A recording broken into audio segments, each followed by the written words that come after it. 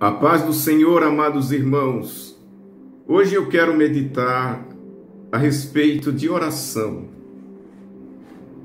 Um versículo bem pequeno e muito importante para nós é o que se encontra na primeira carta aos Tessalonicenses, capítulo 5, versículo 17, que diz: orai sem cessar. Vou repetir: orai sem cessar. Eu lembrei-me deste versículo ao meditar sobre a necessidade que nós temos hoje de orar, o quanto a igreja precisa de oração diante do tempo em que nós estamos vivendo. Dias trabalhosos e difíceis. Olhamos ao redor e vemos o mundo em desespero.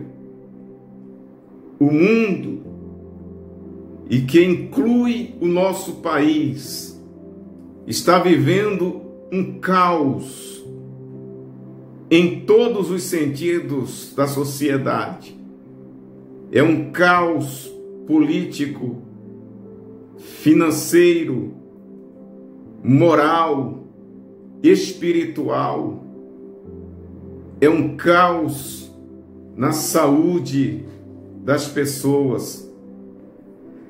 Esse é um tempo em que os profetas, próprio Senhor Jesus, os apóstolos, através deles, Deus advertiu, mostrou que viria nos últimos dias.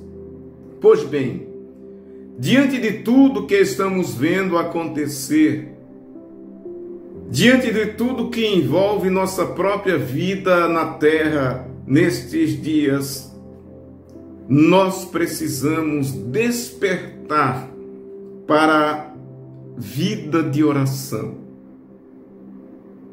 Precisamos orar. Lamentavelmente, é fato que nos dias atuais a oração está ficando fora dos planos da igreja atual. Cada dia que passa, são menos as pessoas que se dedicam a orar, a verdadeira oração. Na maioria das igrejas pentecostais, Assembleias de Deus, cultos de oração são coisas já do passado. Os círculos de oração, os cultos de oração, vigílias de oração, tudo isso tem mudado, dado lugar a um outro sistema de culto que é bom. Nós não ignoramos, por exemplo, os louvores, os louvorzão, mas a igreja de hoje é uma igreja voltada para o show, para os louvores e outras coisas. E, lamentavelmente, a oração é algo ignorado, esquecido, desprezado por muitos cristãos, irmãos dos nossos dias. E eu quero, através desta meditação neste dia, dizer a você, meu irmão, minha irmã, é tempo de orar. É tempo de voltarmos à vida de oração. Orai sem cessar. Quando eu era mais jovem, eu tive um tempo que eu comecei a ler bastante livros. E uma das coisas que eu comecei a gostar muito de ler era biografia. E eu li alguns livros de biografia de homens chamados de homens de oração. Um deles, bem conhecido nas Assembleias de Deus, é o livro Heróis da Fé, que conta a história de alguns homens. E eu li esses livros, e uma das coisas que me chamou muito a atenção, e eu não posso esquecer, é que todos eles tinham uma vida de oração. Me emocionava, me impressionava como aqueles homens no passado oravam. Eu lembro-me das Assembleias de Deus dos anos 80, final dos anos 70, quando eu era adolescente, jovem, e lembro de uma igreja que orava constantemente. E eu lamento que hoje tem mudado tanto, as pessoas não querem, não gostam. Tem pessoas na igreja que eles jamais conseguem ficar 20 minutos em oração, 30 minutos, porque não é mais o tempo. E eu pergunto, irmão, diante do mundo que vivemos hoje, será que a igreja deve orar menos do que orava?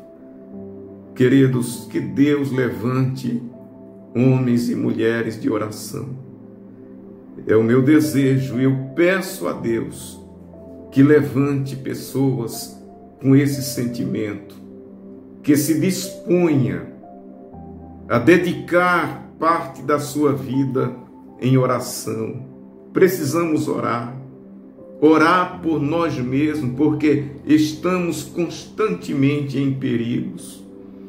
Orar pelas nossas famílias, porque constantemente a família é atacada pelas forças do mal.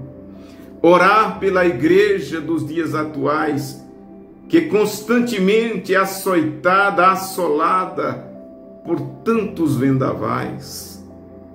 Orar por esta sociedade, este mundo tenebroso, esta multidão de gente que mergulha cada vez mais no pecado, no mundo de iniquidade, perecendo. Orar pelas autoridades públicas, que também, na maioria dos casos, sem Deus, sem princípios, e por isso junta-se um conjunto de coisas e formam um mundo em caos, de sofrimento, de desespero, desesperança. Porém, queridos, eu repito, orar muda situações. Precisamos orar. Precisamos ter vida de oração. A igreja precisa que tenha homens e mulheres de oração. Orai sem cessar, é a recomendação do apóstolo Paulo. Que possamos orar em nossos dias. Ore sempre. Ore o tanto quanto você puder orar. E certamente Deus ouvirá e abençoará você e todos aqueles a quem você ama. Fique com Deus. Deus te abençoe.